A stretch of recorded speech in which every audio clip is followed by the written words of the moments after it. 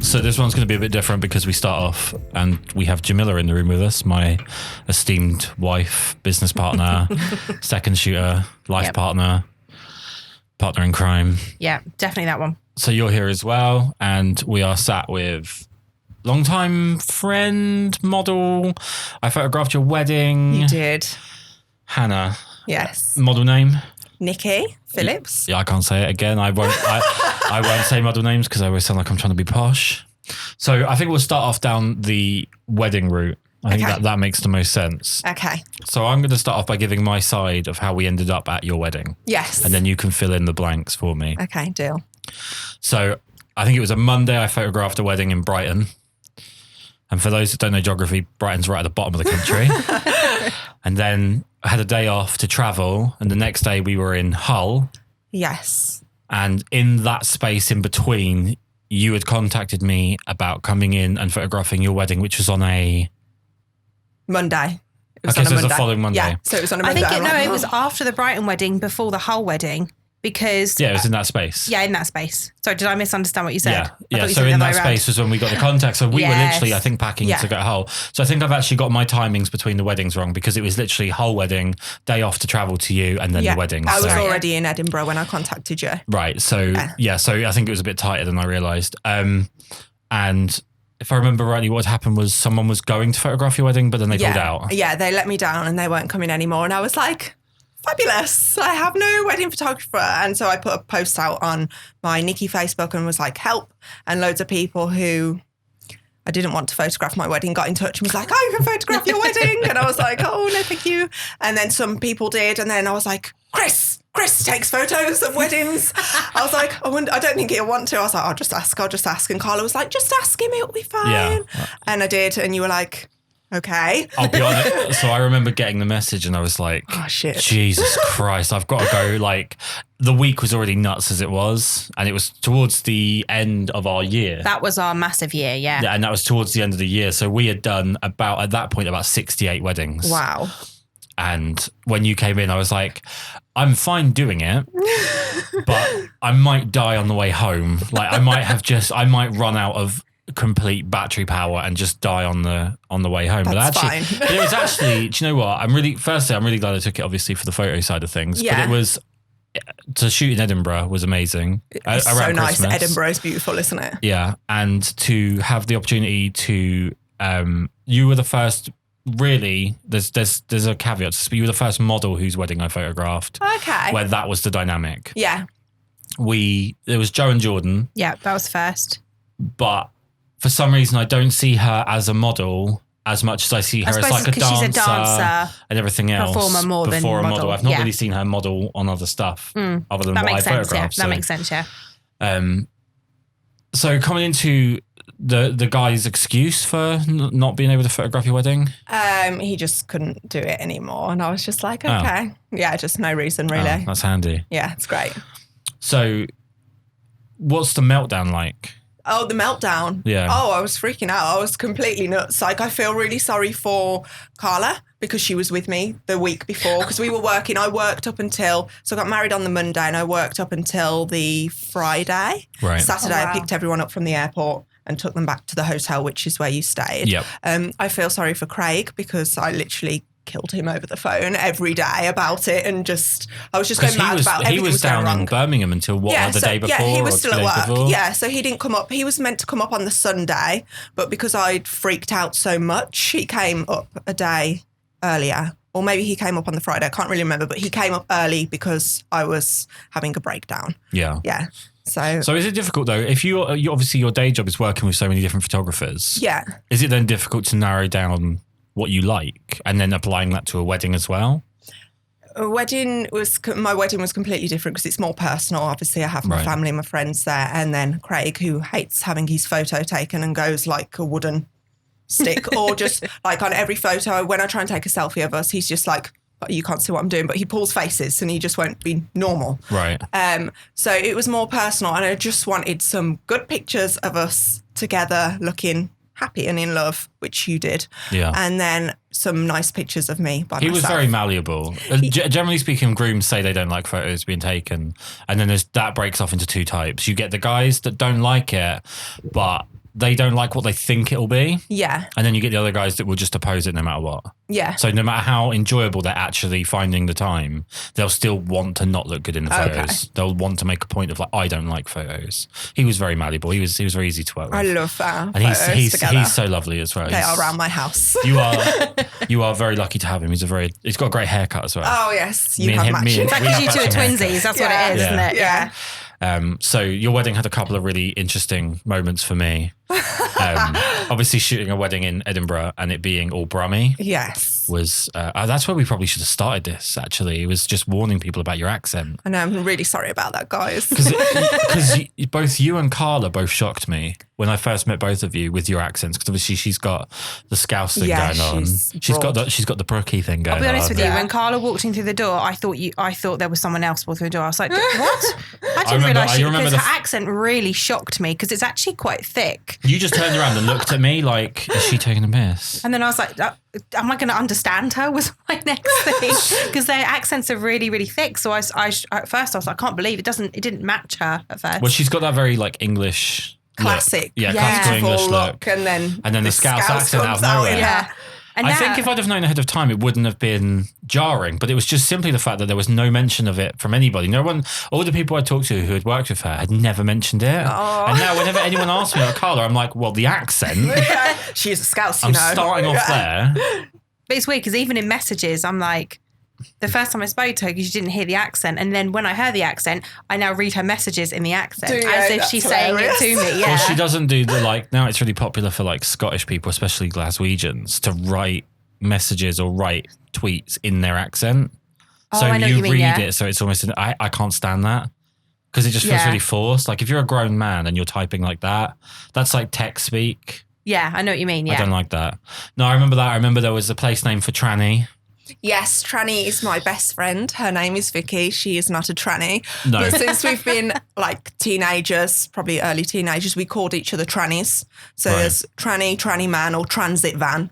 Tranny in a transit van is what we call each Right. other. And I just remember finding the place name. Yeah. And again, I had no context. So I was like, okay. Who's this? I was like, at the end of this really long wedding season and at the end of this crazy week. And I was just like, okay. It's fine. And then, yeah, so that was just crazy. It was such a nice wedding though. Such a good atmosphere. Thank you. Such a good atmosphere. And you were saying earlier about the picture of the homeless man in your Yes. phone that I took on the With way to his the venue. And One eye and tongue out. Yeah. Well, don't put me in the front of a bus and I won't take pictures like that. Yeah, that was a very strange picture. So planning a wedding then, is the temptation there as a model to kind of talk to a wedding gown place and say, oh, hi, I'm a model. Would you like to supply me with a... No? No, I'm not about that life, I'm No. afraid. I literally went into one shop. Yeah. And it was one of my bridesmaids, her auntie's wedding shop. And I was like, we went in after it closed. And I was like, help me. I need a wedding dress. I'm getting married in like 2 months or whatever it was. So did you... Oh, How wow. much... Hang on. How long between...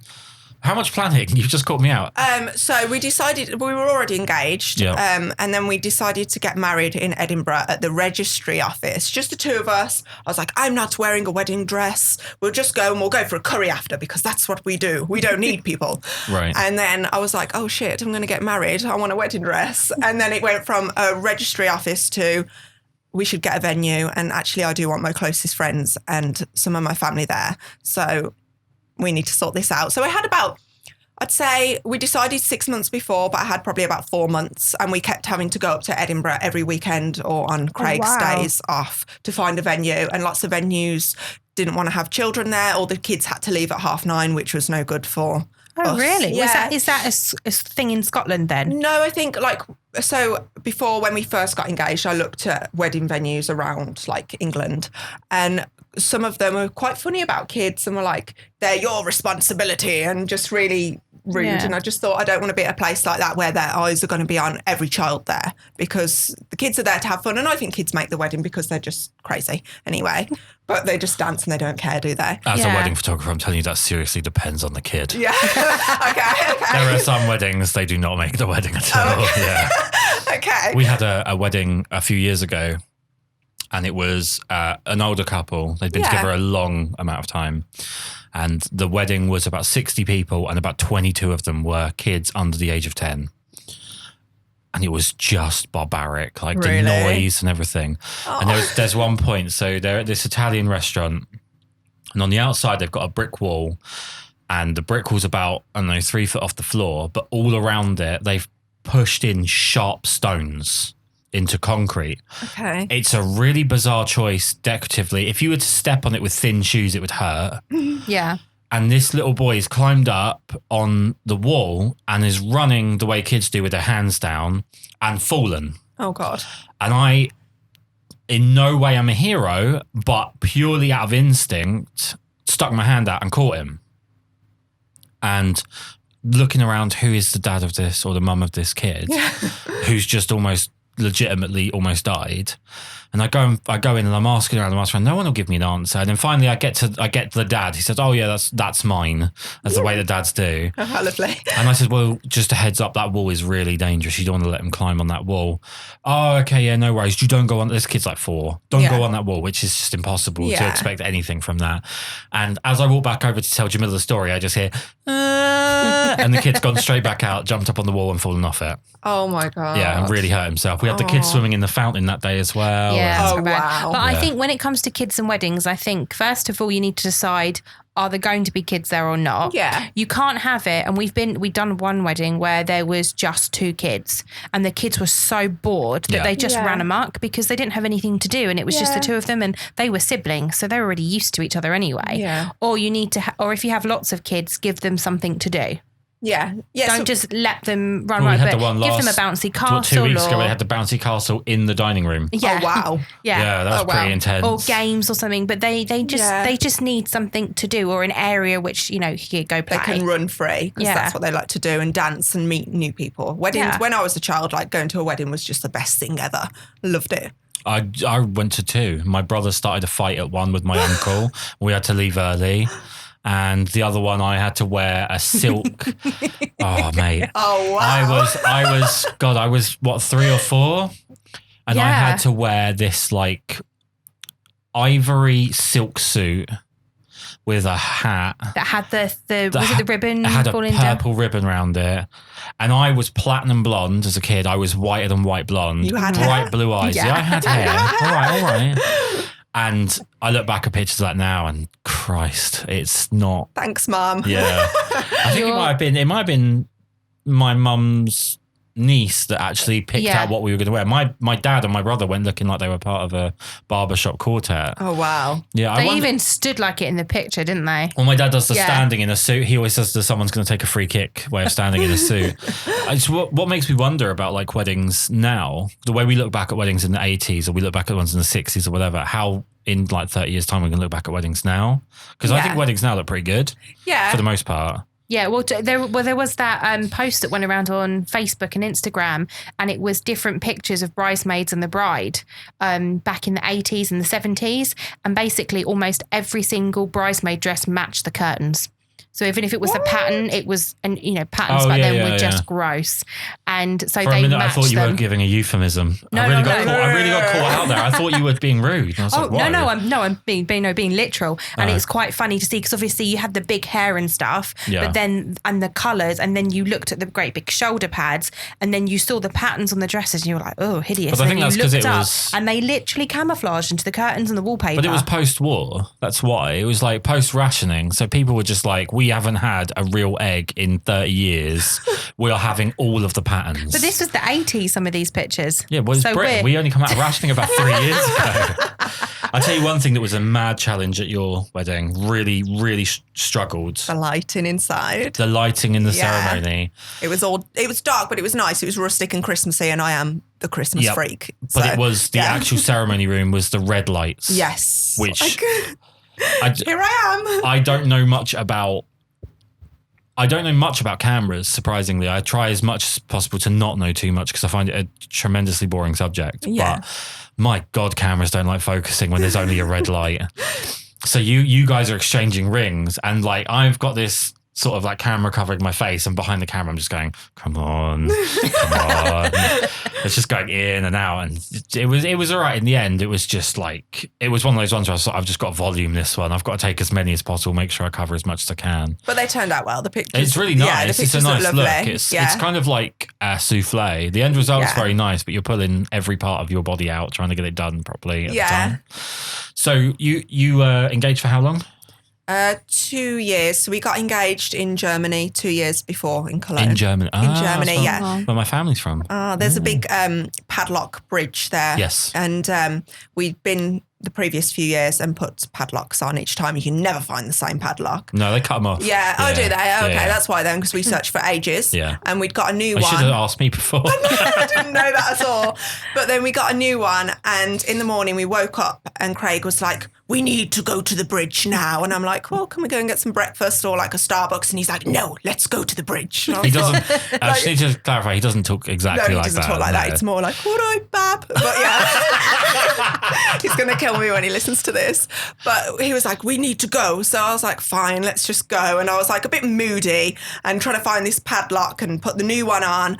And then he was like really shifty, like looking around, like, what's going on? And I was just looking at him. I was like, you're not helping me fight. I was getting frustrated. Like, you are not helping me fight this.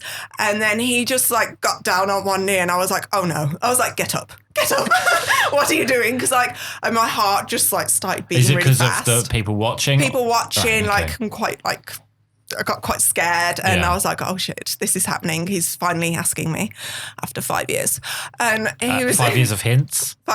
Yeah, probably. Like, I will not have any more children with you unless you marry me. I see. Kind of hint. That's a good kind of hint. Yeah, so he got down and I just laughed because I was scared and said no. But then I said yes. You said no? Yeah, I was like, no. And then I was like, I mean, yes. And then he put the ring on and it was obviously too big because he didn't want to get it cut in case he got it wrong. He didn't know my ring size, which why would he? Right. Like, why would you?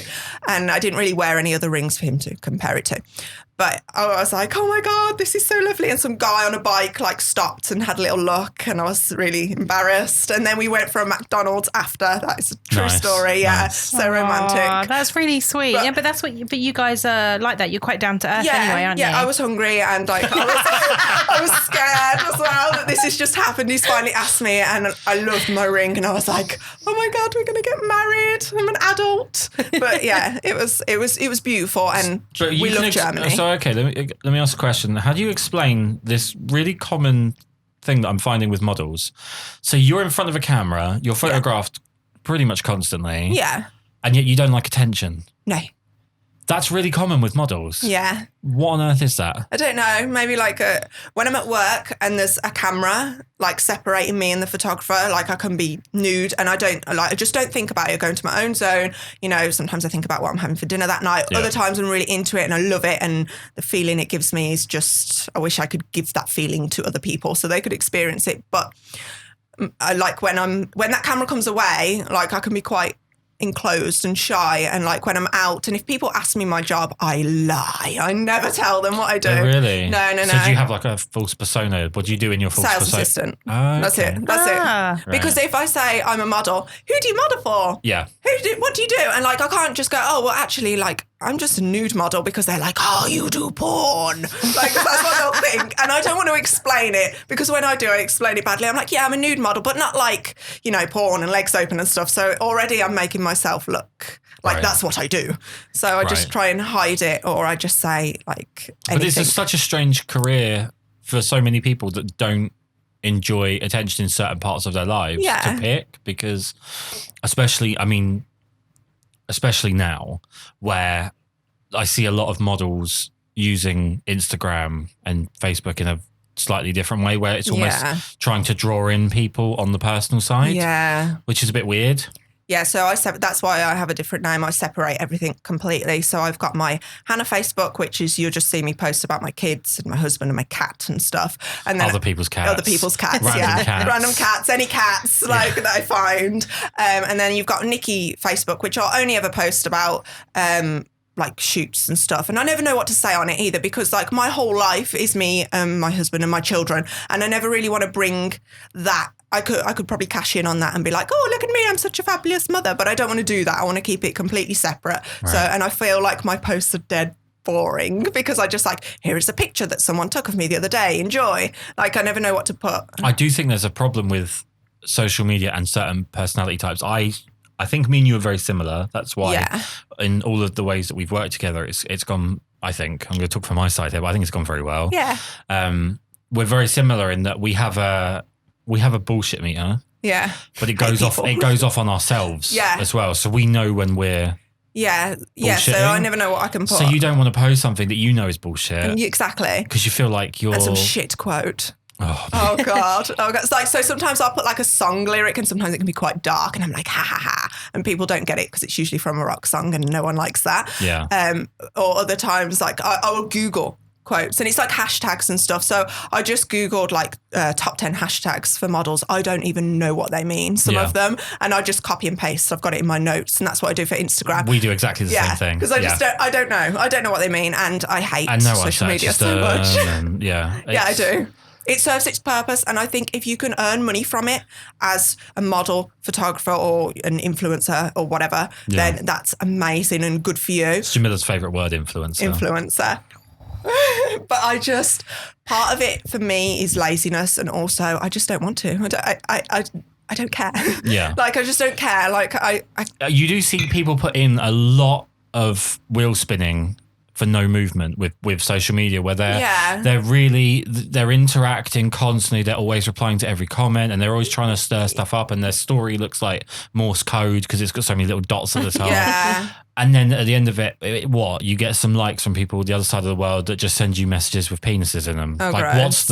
what's the end goal? So wrong. Yeah, I never really so I'll love comments when people, or like if it's my friends, I will reply.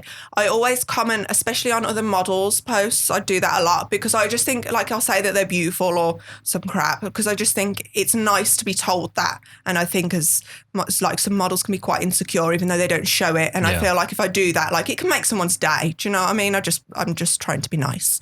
And then I don't know, I don't really interact with the freaks. I just think, oh God, like they've posted again, or I'll just like it and other times I think no. But I do get inboxes, but I never reply to them. Well, I had an idea last night. So we both woke up at about 4:00. Yeah. This would be me and my wife, not me and Hannah. No. Yeah. We both woke up. Just click that off. We both woke up about 4:00, which is really weird. I think it's just the heat at the moment. It's horrible. Yeah, but you heard what you thought was running. Yeah, I don't know. I think I was just half out of it. Oh my God. I thought someone was in the room. Running. Yeah. Okay. So I don't know. But I couldn't get back to sleep. You came back to sleep. I was flicking through Instagram and I had an idea. I'm reading this one comment, which I'm not going to dig up now, and I could do. I'm really tempted to, but I'm not going to. On a model that I know's Instagram page. And this comment left by this guy was just one of the most vomit-inducing verbal diarrheas I've ever seen. It was like 28 compliments in one sentence. It was just so funny. And I actually had the idea that I'm going to do a YouTube video where I just get models to just read out their most cringe-worthy comment they've ever had left on one of their photos. I don't even know if I publish it. It'll probably just be for my own entertainment, just because I know what the world's like. Oh, they're foul. They are foul. But you say you go out of your way to kind of leave compliments and that on other models. Do you find the community particularly supportive? I don't know. I don't know if people really do it to me. Sometimes I don't read the comments on my posts. Like I don't check the likes or anything like that because I don't care. Yeah. But I just try and make other people feel good because I like to do that. I do like to try and make someone else feel good about themselves when, you know. But it's cheap and easy to do, isn't it? Yeah, really? like it doesn't cost anything to be polite or to be nice to other people. And I am nice to most people. Yeah, just not the freaks. Yeah, just not the freaks. I just don't interact with them. Like sometimes I got a message off one guy recently and he was like, will you model with me? I'm like, are you a model? He's like, no, but I'd love to do it. And I'm like, I think what you're after is an escort.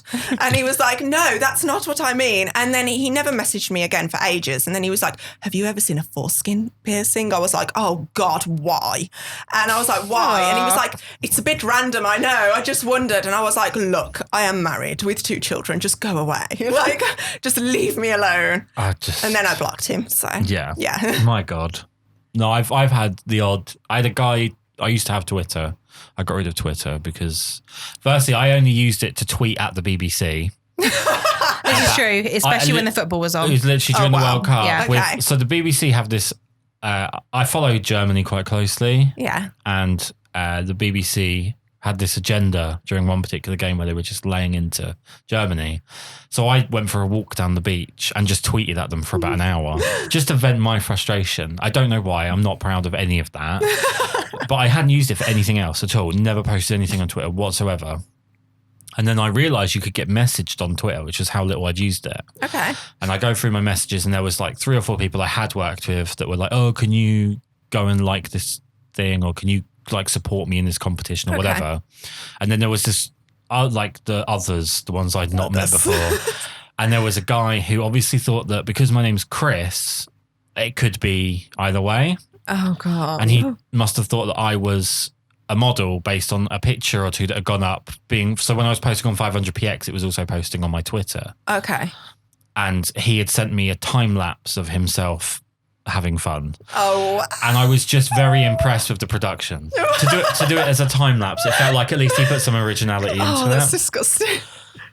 I want to know if that has ever worked for someone. Like, exactly. Like it's the van men that beep at you. Like, when has it ever worked? They do it to me on the motorway. I'm driving my car, like, I just want to get home or get to my job or whatever. And they're there trying to get my attention. And I'm thinking, why? And I try so hard not to look at them. I can obviously see them through the corner of my eye. And I'm just like, I will not look at you. But yeah, they're just It's one of those things that's brought up a lot as like a part of sexism, I guess, in that women have to put up with it and guys don't. And that's absolutely true. And it is absolutely sexism because it's, I think the problem is that when people want to talk about like the validity of something like that, they overdo it. So it's incredibly annoying, distracting, and something you shouldn't ever have to put up with. And that should actually be dealt with. But when people try and make out that it's like threatening and violent, that can be where it's different. Because if it's actually threatening and violent, that's something where you can go down legitimate ways of getting rid of it. I just think it's one of those parts of like modern culture where we kind of make everything into an outrage where it actually falls flat by making it into an outrage. I don't know why. There was an old joke by Frankie Boyle about stop calling terrorists. Okay. He said, and this is Frankie Boyle's quote, he said call them gaybos. No, I think he said call Alsbos gaybos and call terrorists like other. He gave them really stupid, horrible names because a terrorist is cool. Okay. Right. In like it's like a scary thing in his way of describing it. Whereas when you get guys that like catcall in the streets, I think we should all just as a collective society just shut up, prick. Yeah. Just move on. Like sort yourself out. You're a bit lonely. Yeah, you've got no life. No one's buying into it. Yeah. You're going to eat a dinner for one. You cry yourself to sleep. Yeah, microwavable curry or something. Chef's lonely soup. No, Chef Lonely Soup for one. No one's impressed by it. So, like you say, who's it for? Like? Yeah. I've seen it done where guys do it in front of other guys, and it's almost like they're like, huh, "Look how tough I am because I can do this thing." And it's like, yeah, they're worse than with a friend. So I've only had it happen to me twice where they've been violent, and once is where I was with my friend driving home from Birmingham city centre to my house. And what's the address? I'm joking. What's the address? Not Birmingham, although the accent is thick. We were driving and they were trying to get my attention. And because I ignored them, they threw a bottle of whatever was in it. I don't know, it looked like milk when it went up my car, but they threw that at my car and like tried to like swerve into me. And then, Christ. it was fine. It was fine. Then they drove off. I was okay. And then another time when I used to live in Warsaw. Don't ever go there. I used to live in Warsaw. I should explain to the people that don't understand your accent that that's in England. Yes, not it's in Poland. England. Yeah, no. Yeah, so I used to live in Warsaw with Craig, and I was pregnant with my first son. And I was walking around to the shop, like literally we lived in a cul-de-sac, and I was just coming round to go out the cul-de-sac and there was a petrol station right there. And I was going to get some snacks because I was pregnant and I wanted to eat. And I'd come out the corner and there was this guy in a BMW and he was trying to get my attention, like papping his horn. I wasn't heavily pregnant. You couldn't tell I was pregnant. I had a hoodie on. like, I'm pretty sure I had my pajama bottoms on. Sorry, I am that person. And I was just like, no, I'm just going to ignore him. And he was shouting something at me. And then he got his car and rammed it up the curb in front of me, got out his car. I thought, oh my God, he's going to take me. And he pulled down my like hoodie and shoved a piece of paper down there, got in his car and drove off. And I was so scared. I just like went home like to Craig, and he had a number. He wrote his number. Don't know if that would ever work for anyone, but Jesus he wrote his Christ. number. And I was like, you know, what do I do? In case your fetish was being terrified. Yeah. I wrote his number in case I wanted to call him up and go and meet him. But it was horrible. It was horrible. I didn't ring the police or anything because I didn't get a reg. It was a BMW. It could have been blue. It could have been black. I don't know. Like, I was just scared. So this is the thing, is that like I'll never experience that. So you don't realise that kind of stuff happens. Yeah, and I was pregnant as well. So it's just a bit like... But 10 times worse. Yeah. I was frightened. It was only early stages and I was frightened. But, you know, I was fine. And you called him then? No. I called him and was like, hi. No. Wow, that's... I didn't even realise things like that go on. Yeah. Christ on a That's bike. really bad. Yeah. I've never experienced anything like that. Whistling out of a truck or something, and that's really been it, but nothing. I've had a couple of occasions where I've been in public, like where we just were shooting, somewhere like that, and you'll get a guy either stand and stare or mouth off at me. Okay. I guess to kind of show dominance. I guess that's the route, to show dominance, as if she's going to be like, oh wait, what am I doing with my life? I could be with this guy with the egg stains on his top. Oh God. Yeah, we've had that, and I'm very confrontational. Yeah. I've calmed down a lot over the years, but I'm very confrontational. So the second that something like that goes on, I'll just kind of make sure that they go away. Yeah. But it's just a bizarre. I think there's more out than in at the moment. Yeah. Yeah. It was, and this was like, so my son's nearly 8, so it was like 8 years ago. Yeah. So how long have you been modelling? 12 years. 12 years. 12 years. I am 30 now. That's all right. Yeah, it's all right. We're both older, so you're fine. I know, yeah. You're the baby in the room. Yes. Other than Chica, who's 11 months old. So going back to what we've worked together. So we had your wedding. Yes. We've done a couple of my workshops, one in London. Yes. And we've also done workshops we did a workshop up in Yorkshire. Yes, we did. Where Yorkshire's a strange place, isn't it? Yes, it's like the land that time forgot. Sorry, I do have family that live there. I love you. It is. I like Yorkshire. Yeah. As a place. I want to be very clear about that. As a place, I really like Yorkshire. We've enjoyed being up there for different, like, to go and see different places. It's a beautiful part of the country. Yeah, stunning. Yeah. The people are just very strange. Yeah. In some places. The people that we've met out there have been very different. So we had... But do you think that's down to not the fact that there's people up in Yorkshire, but what they are also doing? What, photographers? Yeah, because photographers, like you said before, they're an unusual breed anyway. They are socially very weird. They have trouble with socialising. So you're saying there's some kind of horrendous perfect storm of Yorkshire plus photographer. Yeah, maybe there's that clash. I don't know, but it's weird. That was the first time I met you there. Was that really? Yeah, that was the first time I met you. Oh, Christ. That was the first time. I just thought you were from York. Sorry, I just thought you were from Yorkshire as well, because I was like, will you come here? The guy was like, will you come here? It's a Kris Karl workshop. And I was like, oh, okay. And Which you learned very quickly it wasn't. Well, yeah. It wasn't at all. No. My name was on a poster and I didn't have a say in anything that was going on whatsoever. No. Yeah, that was... I didn't realise that was the first time we met. See, we did 2. We did a week of it the year before. So we were up there for Saturday, Sunday, and then the following Saturday, Sunday. So it's 2 days. Okay. Was it 2 days in the studio? Yes. And then the following week was 2 days on location. Yes, with waterfalls. Yeah. We did the waterfalls, didn't we? And yes, we went to the same location. Oh, okay. But we went further in, like actually down. Like you did. Yeah, as a group, we actually went a lot further in because when we were there, the weather was terrible. The year before, the weather was a tiny bit better. Yeah. And I remember, so I've always done this thing pretty much the whole time I've been a photographer, which is where I do the stitched imaging, where I take lots of photos around the subject and then I stitch them all together. Yeah. And I'm explaining, this is the year before I worked with you. Yeah. And I'm explaining to this group of about, I don't know, it was about 8 or 9. It's pretty well attended. That basically you have to inform the model, firstly, or the subject, whoever it is, that they can't move between photos, right? That's the most important thing, because if they move between photos, it won't stitch, or if it does stitch, it'll look like something out of Alien. So I over the top of this waterfall, I'm trying to talk, and none of them are listening to me whatsoever, because they're not there for me at all. They're there for the model, which is just, I think, a real Yorkshire thing.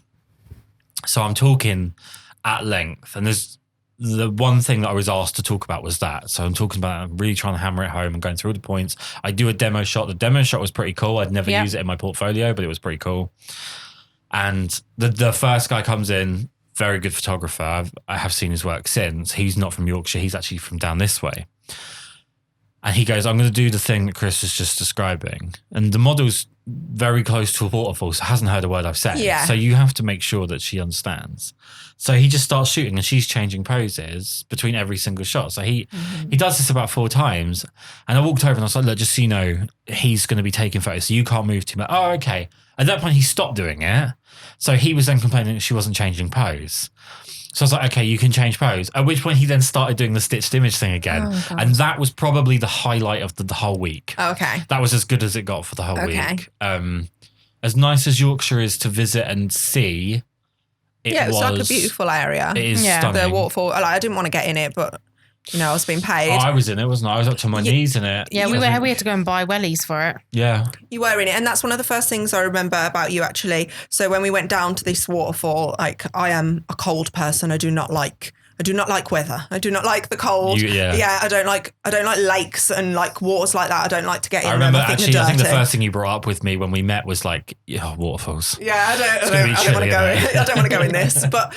Nevertheless, I went in it, and you were like, said to the photographers, well, she is like, half naked. She is going to be cold. So I'm going to take my jumper off or whatever you had on. And that's what you did. And you put it down, and then you took your shoes off, and you got in this waterfall. And I thought, oh, he's not a prick. Like, But then you got to know me. Yeah, but then everyone else like still stayed wrapped up. They didn't care that that's what you just said. And I thought, well, that's actually really nice, because usually if you're nude and you're modelling, the photographer's there all wrapped up and going, oh, I don't know why she's so cold. And I'm there like, it's a rule I've had for the entire time. Since day one. Yeah, I've had this rule, and it's not come from any particular experience. Yeah. It's just, to me, it's common courtesy. Yeah. That if I'm expecting someone to go through a certain temperature, I'm not going to stand there in a duffel coat, or I'm not going to put someone in a duffel coat in this heat and then stand there in shorts and a t-shirt fanning myself. Exactly. I'm going to always try and match the conditions. Obviously, I'm not going to like wear the same clothes, because that'd be weird, but try and match the conditions as much as possible. I've ended up really ill because I have autoimmune issues. Okay. So I get ill very quickly and very violently. And how many shoots have I come home from? And you've been annoyed at me for doing it. Yeah. But I'm like, but it's just, to me, it's courtesy. You don't stand there in a really warm coat, chimping, looking at the back of your camera while someone stood there shivering. Yeah, it's a really nice thing to do. Firstly, I think it builds, like you said, it builds like a bit of confidence between the two of you. Yeah. And the second thing is it changes how you work. Yeah. Like, I'll work faster because I'm cold. Yeah. So that means you're not going to have to stand around because I'm feeling comfortable. Yeah. Do you know what I mean? I forgot. And you also taught them not to overshoot either. You were like, you take 30 photos. The first 10 are your warm up. The second 10 are where it's good. And then the last 10 is where the model goes dead behind the eyes. Yeah. And I thought that was really good as well. It's very true, because when someone machine guns you, you're just like, oh, please stop. It's always been the thing. So when I did music production at college, they talked about when you were doing solos and when you had a musician performing.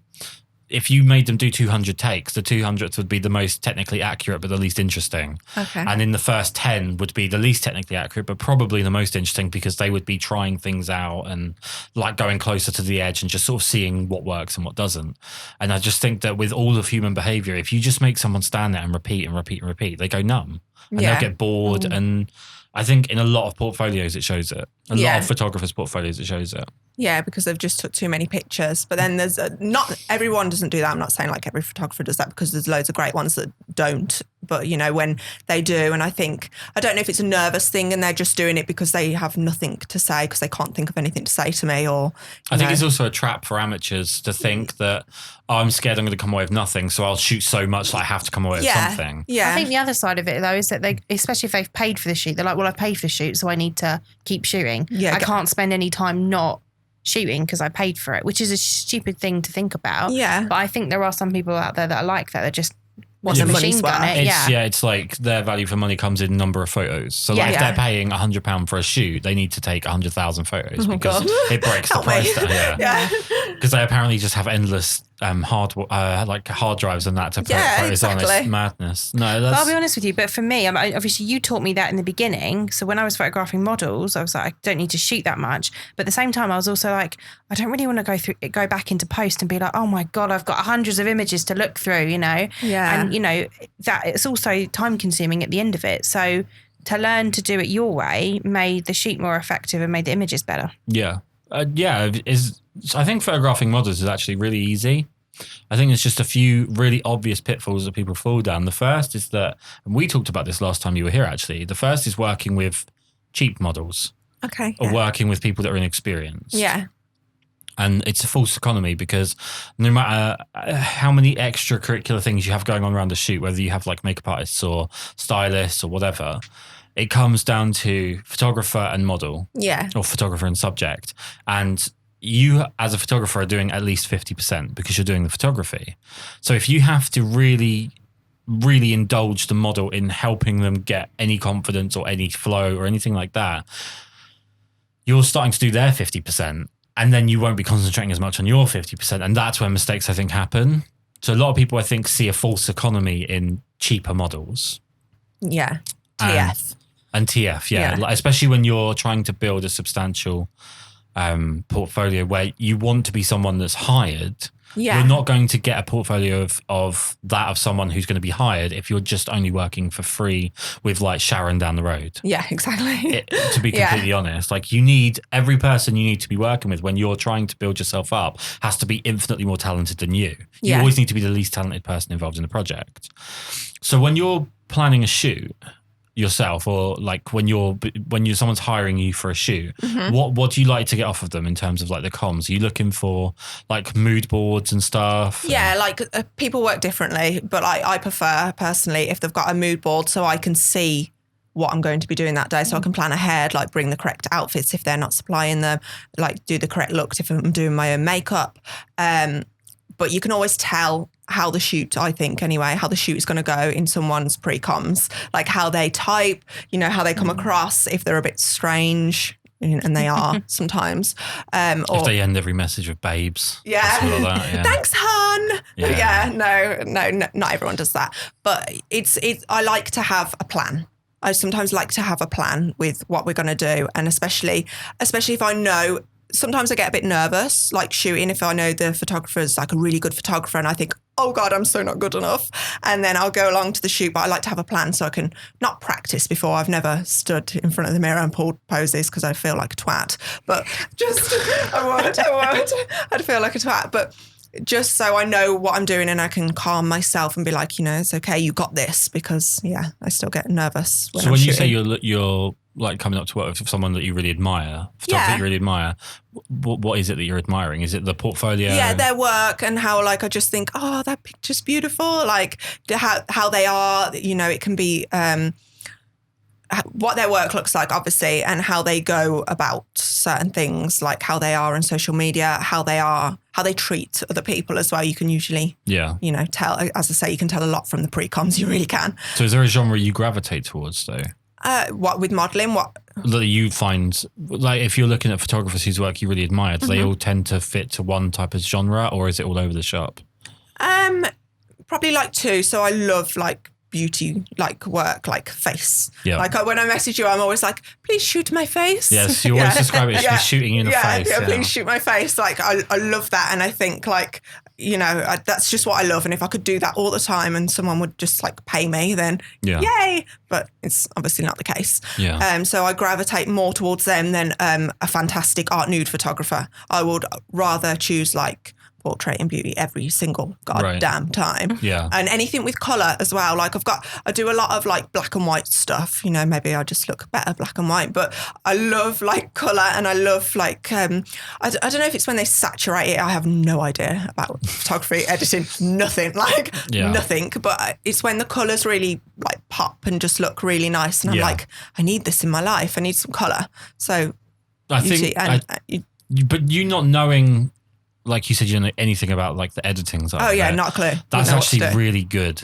from a photographer's point of view, because it's like, it's such a deep subject. It's taken me 5 years to break the back of 10% of it. Yeah. To feel like I've actually got control of 10% of what I want. Yeah. That a little bit of knowledge is really dangerous with editing. And you see that with quite a lot of people where they know a little bit and they take that little bit and they hit it with a hammer. Yeah, I know nothing. Yes, stay like that or learn it all in one go. Yeah, it's like people always say to me, don't you want to be a photographer? Female photographers are very good. And I just think that that's not what I want to do. It's not me, and I'm not going to stop modelling and then become a photographer, you know, just... I don't want to. No, I don't want to. I don't want to take pictures. It is true that so many people do it, but I think what it comes down to, and I think this is where you'll separate from that. And I'm making a huge leap of an opinion here, so if I'm wrong, please feel free to hit me. It's okay. But you have, in fact, other models probably want to feel free to hit me after I say this, but you have a lot more of your life together. Yeah, than some models that I've encountered where they're still in that gap year. Almost feel to their life, but they haven't got old. No, you've just got actual real life commitments, and like you've got a husband and you've got kids. Yeah, and a lot of models don't, haven't moved out of their parents' house. Yeah, so I think that might be where you're not seeing photography as an avenue, because you see a life outside of. Yeah, definitely. So like my goal, my wish, my end game is my family. It's that. And I know it sounds like to a lot of people, they're like, oh, you've got kids. Like it's not, they're like, why, how can you do both? And I know it sounds a bit mediocre, but that is all I care about. Like I love my family, and like, as long as they're happy, I'm happy. You know, we're all alive and eating, it's good. Yeah. Like that is what I care about. Like modelling, I love it, and I'm so grateful that I got to do it. It was never what I wanted to do. I just like somehow fell into it and didn't stop. But it's not my end game. It's just not.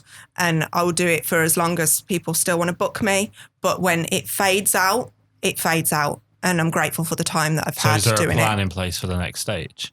Yeah, definitely. You don't have to reveal it, obviously. No, definitely. You're going to be a superhero. Yeah. Yeah, I'm going to be able to fly. I wish.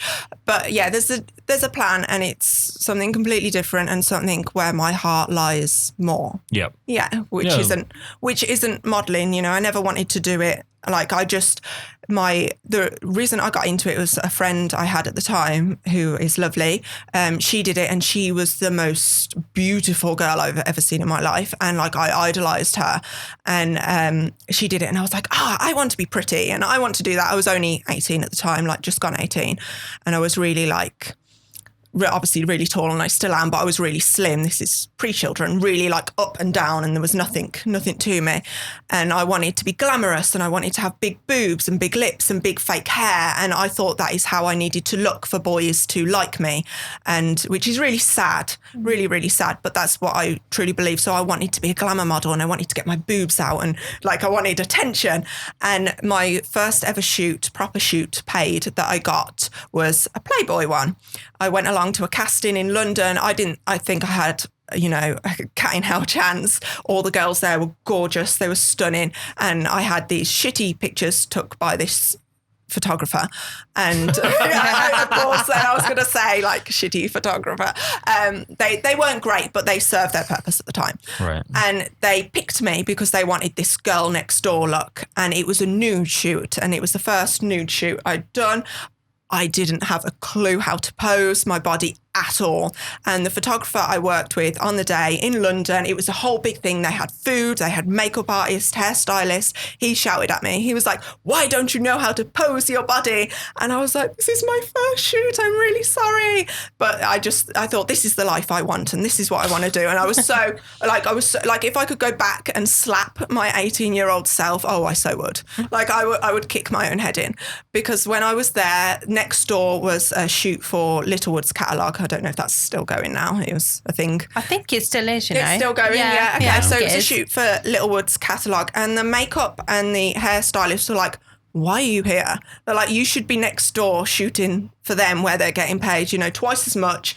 And, you know, because I was so tall and so like just slim and stuff, they were like, that is what you should be doing. And I thought, well, no, because those girls aren't pretty and I want to be pretty. And my idea of pretty at the time, my idea of beautiful, which is really, really stupid, and I'm sorry for being like that, was like, you know, big lashes and big hair and like tiny waist and big bum and big boobs, which is stupid. And like, it's not how I want to be now. And it's obviously not who I am, you know, but I hated myself a lot when I was younger and wanted to be someone else and wanted, you know, a better tan and, you know, why am I so pale and why are my eyes so like small? Like that's who I was, which is sad. Did you find that environment, so that more like sexualized end of photography, did you find it to be that cruel throughout? Because obviously you started off on a bad foot then. Yeah. Did you find that was quite common?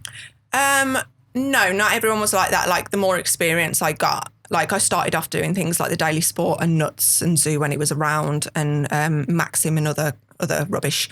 And like a lot of them are quite like that. But then the more I got into it, doing more like internet modelling, is what I preferred to do because I could, you know, choose my own like rules and stuff and work with better people. And as I grew up, and it wasn't until like I got pregnant really with my first son that I realised actually like there was so much more to life and who I should be, and it was just completely different. Like after I had him, it was just completely different to what I wanted to be. It made me grow up very fast. Very fast. Something that I think me and you have both heard quite a bit from different models is the idea of like the more assured of yourself you are, the more you ward off negative people on shoots, like aggressively negative people. When they realise that you're not going to take it. Oh, I don't take shit no more. You don't see them at all. No, because they'll almost read the room before it starts. Yeah, like I just won't take any shit now. Like I can be quite brutally honest and quite abrupt, like sometimes, like, and I can probably give off a vibe like I hate you, and I don't. It's just how I'm coming across to ward off the scary, freaky people. Yeah. Whereas before I was quite naive, which I guess like all young people are at some stage. Yeah. So. But I think with the reason that it kind of goes down the route that it does is because not many men go towards that side of things. Like the percentage is a lot less of men getting into modelling at like 17, 18 years old than it is of women. And I think that the men that go down that route probably face something in the same way. Yeah, of course. But maybe not in I think a 17, 18-year-old guy is almost always going to be a lot more confrontational. Yeah, so probably, and more confident. Yeah, and if they're not confident, probably even more confrontational on top. Yeah. Whereas when you're a 17, 18, 19-year-old female, that's going to hit you, especially coming from like a guy. It's probably going to be quite scary, right? Do you worry about models coming through now? Like when you see an 18-year-old now, do you think, do you know what you're getting into? Yeah, just like everyone, like I sometimes see like posts on Facebook and it says like, what would you tell someone that was just starting off in modelling? And I always comment saying, run for the hills, like run away. don't bother, go and do something else. Yeah. Like, and it's not all like that, but I think with internet modelling, it's obviously very different to being, you know, a runway model or a fashion model. It's completely different world. I can't speak personally, but you know. What do you make of the last couple of years where it's turned into almost like you're a self-employed model in the sense that what you do with your phone is apparently bringing in your income, like with influencing and whatnot? Do you see them as being traditionally models, or do you think that's a different? I think that's a different thing. I think it's just earning money, taking selfies and that again, like there's something called OnlyFans. I don't know if you've heard of that. Yeah. So girls do that. And if you do that and you earn money, that's perfectly fine and well done you, but not for me. Not for me. One thing I do worry about, and I think while we're teaching kids about trigonometry or RE at school, we could also be teaching them about some life lessons, you know, how to take out a loan, how to deal with a bank, how to write a check when we were at school would have been quite helpful. It's obviously not helpful anymore. No. Like some life lessons would be great. And one of the life lessons that I would really like to see taught to, especially I'd say like 15-year-olds and up, is just what the permanency of the internet. Yeah. Like, you're going to put stuff out there that it might be an opinion that you think at 15, 16 years old sounds very clever and whatever, but it could end up being something that's racist or homophobic or whatever. And at the same rate, if you're on something like OnlyFans at 18 years old and you're posting stuff, there's, I don't really know how to bring this up. If you think that having the threshold of someone having to pay to see photos will prevent them from going public, you are very, very naive on the way that people that would pay for that service work. Yeah. And it'd just be nice to, I think, for there to be a bit more education for young people that what you put on the internet could hurt you. Yeah. Yeah, of course. A bit later on. And that's why when I worry about younger girls, because they think that they have to do, this isn't with OnlyFans now, but they think that they have to do certain things to become a model and behave in a certain way and maybe flirt with like people, photographers, you know, to get somewhere. And that isn't the case. You know, they should just be themselves and be strong and definitely take no shit from the beginning. So have you had experiences on shoots where you've wanted to walk away from modeling? Like, have you come away from a shoot and just said, that's it, I'm done with it? Not so much that, I'm just done with it, but I've come home like times and I've just cried or like cried on the way home. But so my car journey on the way home, usually I'm traveling like 2 hours away or something. And my car journey on the way home is my time to just breathe and get the shoot out of me. If it's been a bad one, just like, it's fine, I'm alive, let's just go home and do what I got to do. But I've had bad shoots, like where I've got cold. I know it's like, it's not, oh, she got cold. But yeah, I hate being cold. Where I've got cold, I've come home with wind chapped face and like, I've thought, why am I doing this? Or where people have been horrible to me. They've commented on how I look, you know, my weight, anything like that. And I think it's so disrespectful and like it's really hurt me. And I think, why have you like ran me down to make yourself feel better? And I think, why am I doing this when it's just destroying my soul?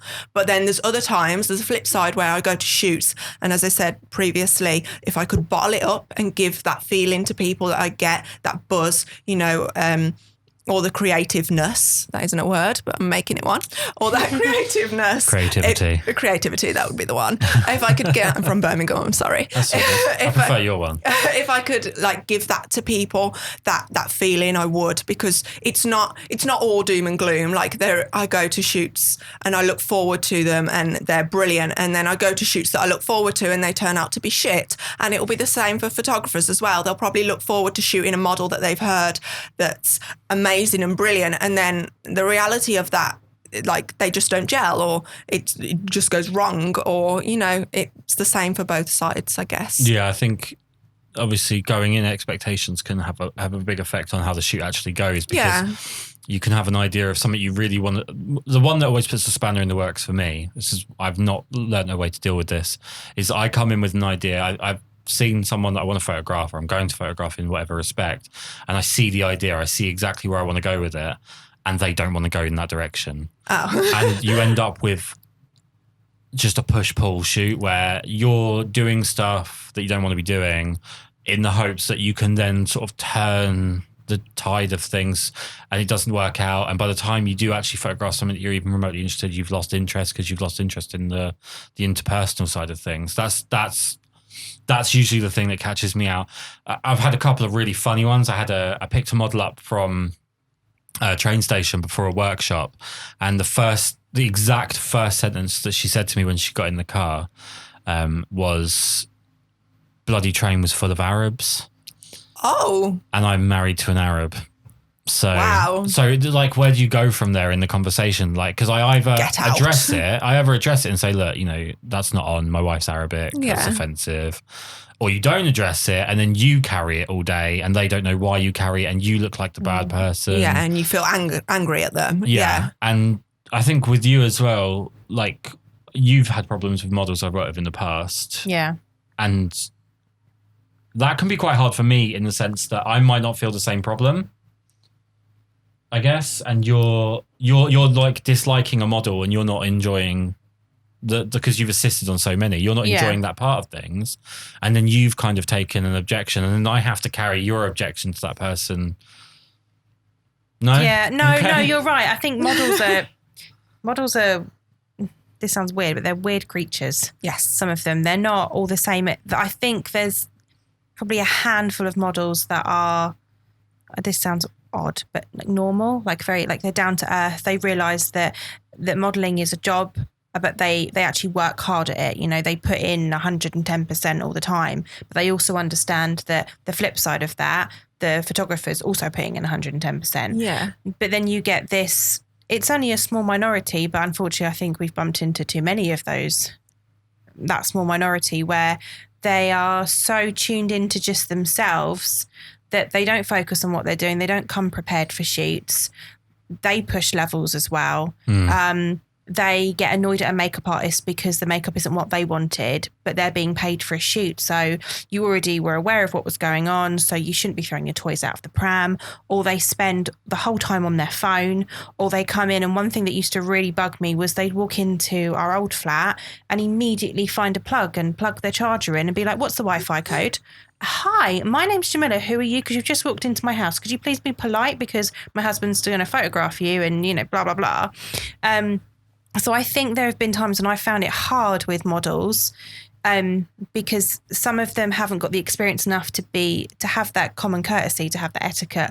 Oh, and some of them just don't work hard enough. Yeah. I think experience is the wrong word because experience is a really poorly used word when it comes to photography. There's a lot of terrible photographers that are way more experienced. Yeah. But I remember being told, I can't remember who by, but some people have been making the same mistake every day for 20 years. That doesn't mean that they've got 20 years of experience. They've got one day of experience over 20 years. That's true. Yeah.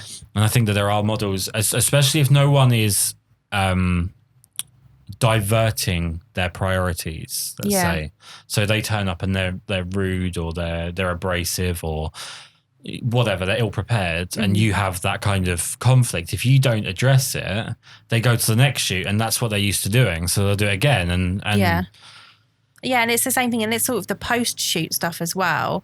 Where it happened to me a few times where they would just image grab and then just plaster them all over social media, and it's like, well, first of all, I paid you for that shoot. Secondly, I paid you a lot of money for that shoot. And thirdly, you should have asked if you wanted a picture. You know, I have given photographs to models that we've paid before, and I've never had a problem with it. But it's because I've always asked. Yeah. You know, it's never been. You never just steal off somebody. It's just courteous, isn't it? Yeah, and that used to really annoy me. And I do think I've made the mistake here of labeling that as being a model trait, when actually I'm sure photographers you've dealt with plenty that because they've got an abrasive temperament and maybe they're intimidating in stature or in reputation or whatever, that they've been rude or impolite to you or whatever. Yeah. And because no one before them has curbed it, that's just snowballed, and you've met a stage of that's not very nice. And then if you don't curb it, which I'm not saying it's your responsibility. No, of course. The next person gets the next level of it and it just builds and builds. Yeah. It's just human beings are shit, I think, sometimes. Yeah, I think so. Like if someone's rude to me and makes me feel, you know, little and horrible, I just won't work with them again. I just think, well, fuck you. And I don't always pull them up on it. And I probably should say, you know, this isn't how you should treat people and you shouldn't speak to them like that. But a lot of the time I just think, well, fuck you, I'm never going to see you again in my life. Yeah. You know, and that's probably not what I should do. I should, you know, pull them up on it for the next person. But it can feel fruitless to you. Yeah. Because you're probably not going to get a good response to you doing that. No. You might get something said about you publicly for doing that. Oh, of course, yeah.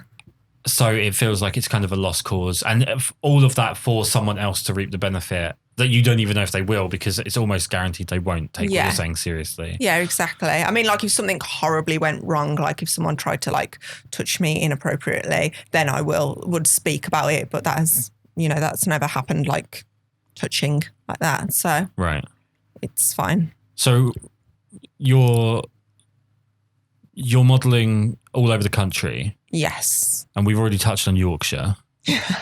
Yes. But do you find that there is geographical differences with photographers? Because you've been in Scotland, right? Quite a bit. Yes, you're like your home away from home. Yeah, I love Scotland very much. And do you find like Scottish photographers are different from London photographers? Yeah, I think people from Scotland are probably a bit more laid back. Yeah, right. They're lovely. Like I've never had a bad experience up there. London photographers are just... Yeah, everyone's fine. I can't say if it's like a regional thing. It's more like a people thing, like whether they're an arsehole or not. Yeah. Yeah, like Yorkshire, I think we had some bad luck, but it's not, everyone from London is like work, and doesn't talk to anyone. I think it's just a people thing, whether they're dickheads or not. I mean, it's one of these things I can't quite get my head around. I guess it would make sense about 30 years ago, but with the fact that everyone owns a car and travel's relatively cheap and it's democratized, most women have a driving license. Yeah. I find it really weird that there's a lot of female models that say they're from London and they live 300 miles from London. I can't get my head around what the benefit is. Maybe because they think, obviously London's such a big place, they'll just get more work. If they say they're from London, then that's where the majority of the work is, and it will just come in for them easier. It makes them seem more accessible, I think, as well. Because they can get to London. Yeah. And because, I mean, say, like you mentioned Warsaw earlier, and you had to make sure that people understood that we're talking about here in the UK and not in Poland. Yeah. But so I think Warsaw and Warsaw is more of an two accent, different things. thing, yeah. But I think that it's like if you said something like that, you said like Bicester, for example, which is Bicester. Yeah, we got corrected recently. We did a wedding in what we thought was Bicester, and everyone was laughing at us. And I was like, "Well, what is it then?" They're like Bicester. I was like, "Well, we're not playing Scrabble. Get rid of some letters. This is just taking a piss." Yeah, but I think when you say like the smaller areas like that, a lot of people don't really know their geography, so they don't really understand where it is. Whereas if you pick the main things, like if you said London or you say Manchester, you say Leeds, people are like, "Oh, I know them. They're big cities." So it's fine. So I think it's that exposure that they get in those areas. Yeah, so I say Birmingham. I'm from Birmingham and I do have a Birmingham accent, and I don't know why, because I'm the only person I do not live in Dudley. I'm the only person in my family who has this Birmingham accent, this thick Birmingham accent. So, and I really don't know why. But I put on my purple port that I'm from Birmingham, because where I'm actually from, which is like 13 miles north of the city, no one has ever heard of it. 13 miles I'm fine with. It's different from 300. There's literally people I know that live 2 counties over from London, and they say they're from London. And it's like, you'd have to get like a significant train to get even close. Like, you'd have to leave yesterday for a shoot today. Okay. You can't really say London. That's like, to me, it's just one of those bizarre things I've never really understood. So as far as your wonderful, lovely haircutted husband goes, how does he feel about like the modelling, and how does he react when you do have negative experiences? He's just like, they're dickheads, babe, don't work with him again. Fuck him. That's pretty much what he says. But he doesn't, I guess he's not stepping on your... Oh, no, he'd never ring someone up and be like, what are you saying to my wife? Like, we're not like that. He's not an idiot.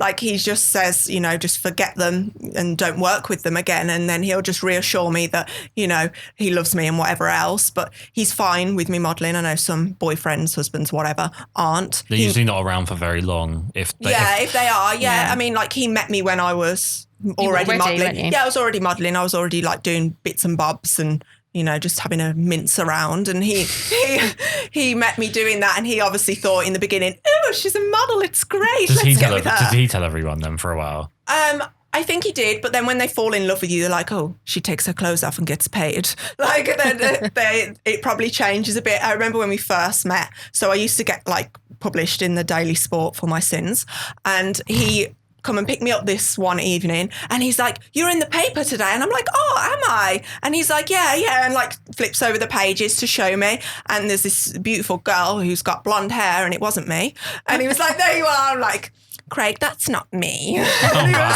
he was like, yeah, it is. And I'm like, no, it's really not. Like, we'd been going out maybe a few months. So like, he should have known. But I obviously found it really funny. And he was like, oh, I'm sorry. And he was really embarrassed.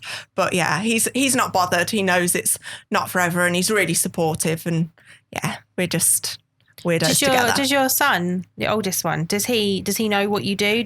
So I tell him. Is he like, oh, mummy's going to get pictures taken, she's going to be like, how do you, because I mean, he's so little. Yeah, he is.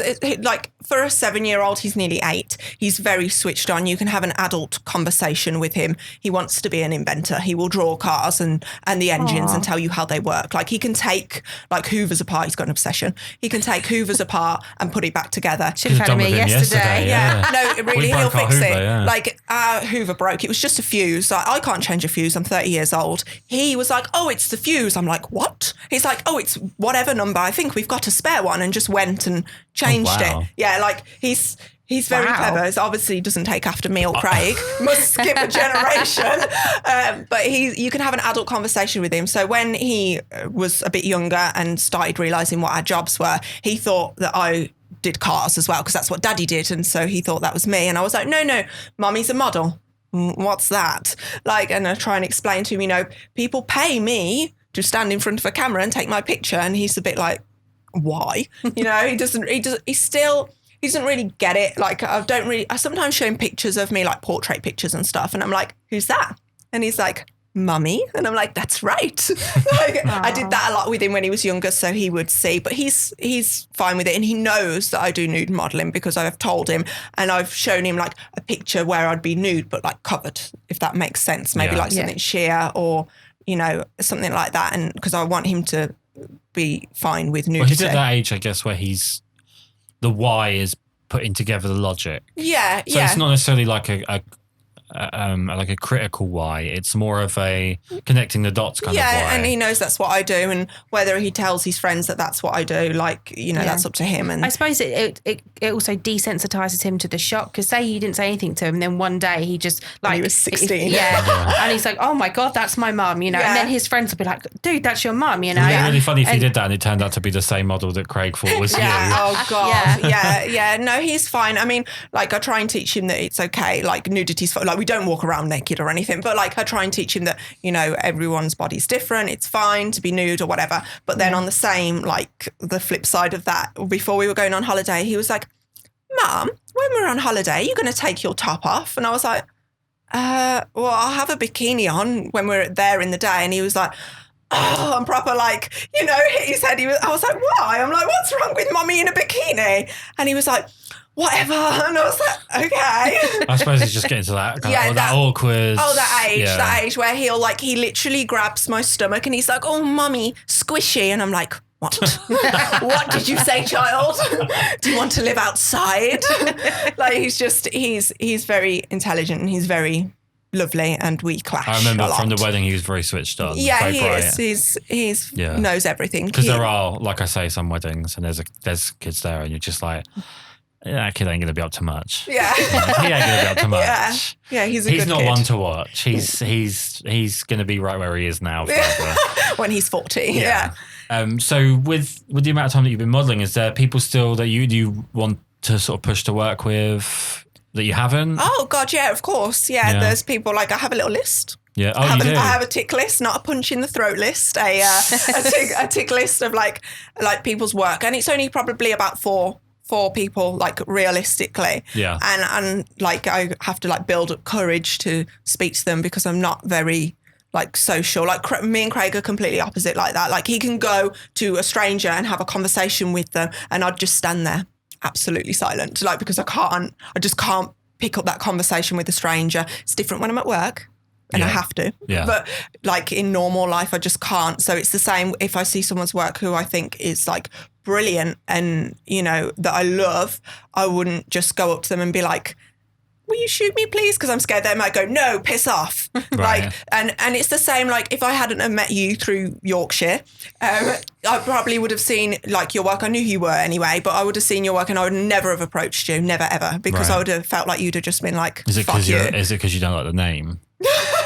No, I would have just felt like, it's a confidence thing. And even though, like, I take my clothes off and I get, people pay me for this, like, it's still like, it's a confidence thing that you have to build up to speak to people. I can't just go, like, there's girls and stuff, like, fair play, that can go at it. Like, I just can't. I get, like, really, like, shy and There's stupid. There's two sides to it, to be honest. I have a couple of different ways that people seem to approach me.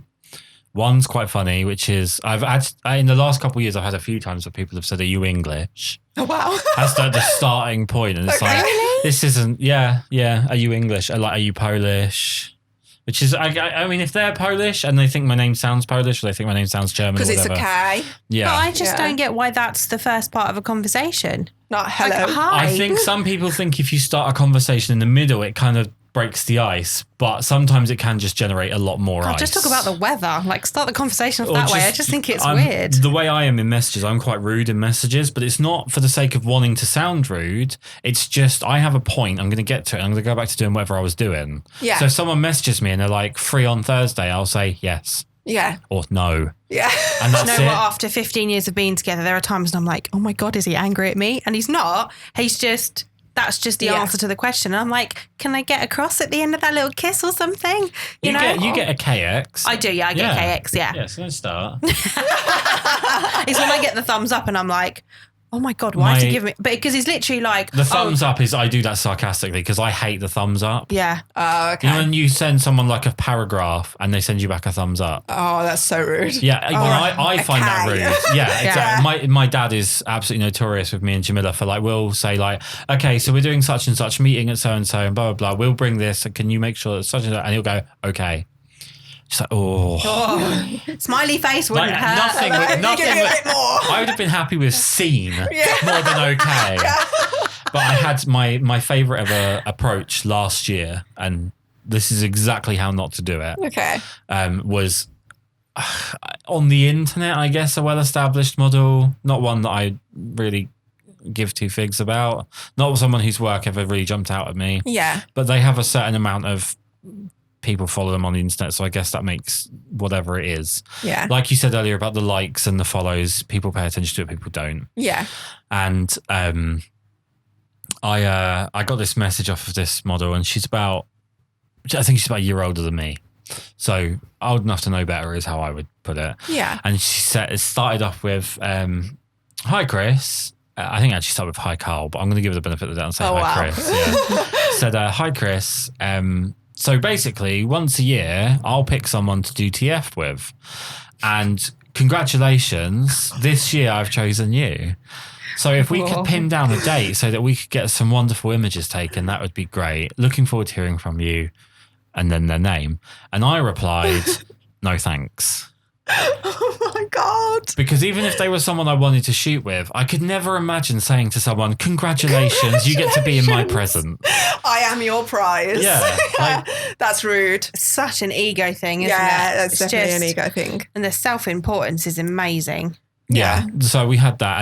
And the favourite part of that story generally was the fact that the same model then had posted online. Jamila found this, that she was available to book in exchange for a laptop or a bicycle, which was one of the funniest. What? Like that's the most internet modelling story I can think of. It's like, I'm available, but only if you have a laptop or a bicycle. What to give you? Yeah, so you Oh. give her a bicycle and then she'll model. I found this because I don't know if it's a craze because we're kind of, especially me, I'm very much out of that world now. But a few years ago, there was like a stint of models putting posts up, like castings up and saying, I need a laptop in exchange for 2 hours shooting. And people would be like, yeah, that's absolutely fine. And I didn't think that these people existed. I thought that people were just chancing their arm and that was it. And then because we were doing workshops, I got to know many photographers. Well, what happened was, in fact, let me just jump in here and then you can finish this off. So we're doing a workshop, and I think it was at our flat. Like we met at the flat and then we go out and do the workshop. Might have been in the studio, wherever it was. Somewhere. Jamila's with me, and I start off giving I always have the same spiel at every workshop, which I start off by saying, I'm not here to teach you the right way to do something.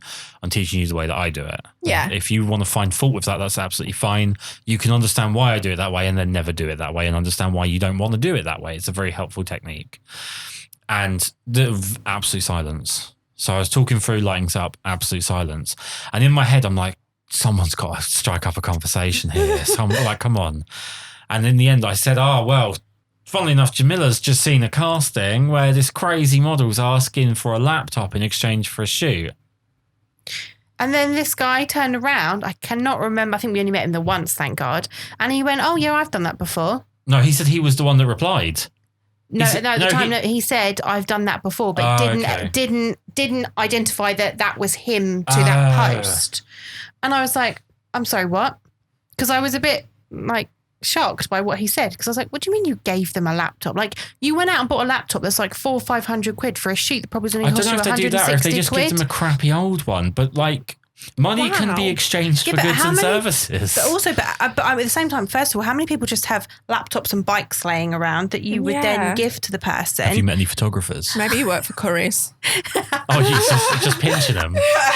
Robbing them. Yeah. But it was so weird. And then I do remember not long after this, there was a model who, quite well known, she'd put this post up on her Facebook page saying that she'd been on a shoot and she'd parked her car nearby wherever they were shooting, and left in it a mountainous amount of cash, her laptop, which is basically thousands her, and thousands. basically all her All business. of the pictures that she'd ever had taken were in The this hard laptop. drives, Yeah. and because she did a lot of work for designers, especially certain corsets and lingerie and stuff like that. She had all this very expensive stuff in the car, and she'd left it in the car, gone off and done this shoot, come back. The windows had been smashed and everything out of it had been stolen. And she put this cast. Now, she never did TF work, and she was at the level where she didn't need to do TF work. She always did paid work. Very lovely lady, really good model. And then she put out this casting that said willing to do TF work in exchange for, and listed all the things that basically she was missing out of her car. Wow. And I was like, this is a really weird situation because A, you shouldn't have left the stuff in your car. That was really stupid. B, somebody knew that you'd left that stuff in the car, because it's you wouldn't just look at that car and go, I know there's all these things. So somebody knew that you'd left that stuff in the car, but it was a really weird thing to ask for. So she was just like, yeah, I'll shoot, but I need all of these things. And she'd not just said, I need a laptop. It was a very specific brand of laptop. And I was like, Yeah. That's like the cost of you for the day anyway. It's kind of weird. It's just weird. Works and paid work and buy the stuff. Yeah. That's the disconnect I've always Well, you found. see, she wasn't one of those. She was never one of those models. She wasn't a flaky person. She was very business orientated and modeling was very focused. And she already had what she was going to do when modeling stopped. So already really well planned and everything. Very business minded. So it was obviously a massive lapse in judgment for her to do that. But it was just weird to see that. Rather than just go, oh, I'm screwed, or what, insurance or whatever, and I'll just work again to then replace all that stuff. It was, I need all this stuff, so give it to me. It's such a weird currency. And then the converse side of, or the other side of that would be when we were in Yorkshire. The week before we were in Yorkshire, I don't know if you know this story, but there was a model that was in the studio for a studio day. Okay. Or supposedly supposed to be. And on the morning, she had informed the guy, I'm not going to be able to make it. Someone's broken into my car and taken all my stuff and I've got to get the car fixed or whatever. And he said, that's absolutely fine. Completely understand. Send me a picture of the car. And she's like, what? Oh, I'm not by the car right now, so I can't get a picture of the car. And this went back and forth. He was like, I need to see a picture of the window broken. And I expected the story to go down the route that she would just go and smash. To be honest with you, it's me, I'd just go smash the window in. Me too. I think, fuck it. Yeah. Just smash For the it. sake of the reputation, go smash in the back window, go get it replaced. You don't have that guy chasing after you over it. So yeah, you get both sides of it. All right, so for the people that you don't want to tell to turn and run, we'll pretty much finish it about here. But if you're someone that's 17, 18, 19, getting into modelling now, what's the most important couple of bits of advice you could give them? Know your levels and stick to them. Don't let anyone push you or tell you have to do something that sounds disgusting because you don't. Have your head screwed on. Always do your research. Don't just go and work with, Brian from down the road. Oh, Brian. Oh, Brian, that naughty Brian. And just have your shit together and have a goal of what you want to do and what it is, how you want people to see you, and you sort your shit out. Yeah. Basically. So my last question then, do you think it's important for a model to sort of build up a taste of what work they like and what work is good? Yes, in a way. Meaning yes, you need to have a taste in what you think is good, and you need to, the stuff that you don't like, you need to not do that. Not saying that I've not done that, because I've done some terrible dinosaur work. I call it dinosaur work. Terrible work. Just at the time, especially when I was a lot younger, when I started this, I'd done some work because I was like, oh, money, and now I think, oh God, it's there forever. Yeah. Yeah. And you need to remember that it is there forever, and you will see it if you want to forever. Yeah. So just separate yourself from it completely and come up with a modelling name as well, especially if you've got family and other things, I feel like that's a good thing to do. Not something stupid either, like candy. I'm sorry if there's anyone called that, but not something stupid. Oh my God. It's written on the inside of my arm. I didn't even see that. No, it's fine. It's subliminal, I understand.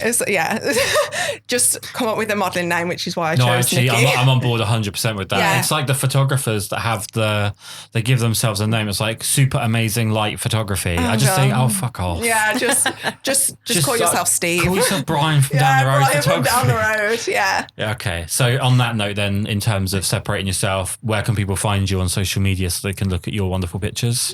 So on Instagram, I am at the world of HH, which means Hannah Handley, not anything else. Because of what you told me that it means Hitler. No, well, what does it mean?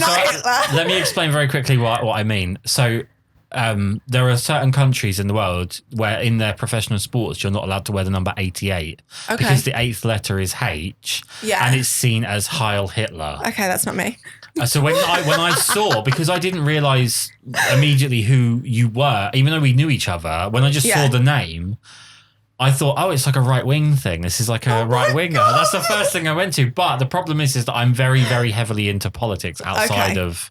That's kind of where his brain goes. Not that my brain goes to Heil Hitler. No, but politically, he thinks... I study a lot of politics, on that level, world politics. So when I saw it, I think I must have just been in that mode. And then I was like, okay, now that makes sense. Okay, so the world of HH? The world of HH. It means Hannah Handley, which is my actual name. Or I'm on Facebook as Nicky Phillips, which is my modelling name. Perfect. Thank you so much for doing this. Thank you so much for having me. It's been terrifying. It has, yeah. Like I'm literally shaking like a shitting dog. It's horrible. It's horrible. I'll tell you what, let's end it there then. Thank you so much. Thank you.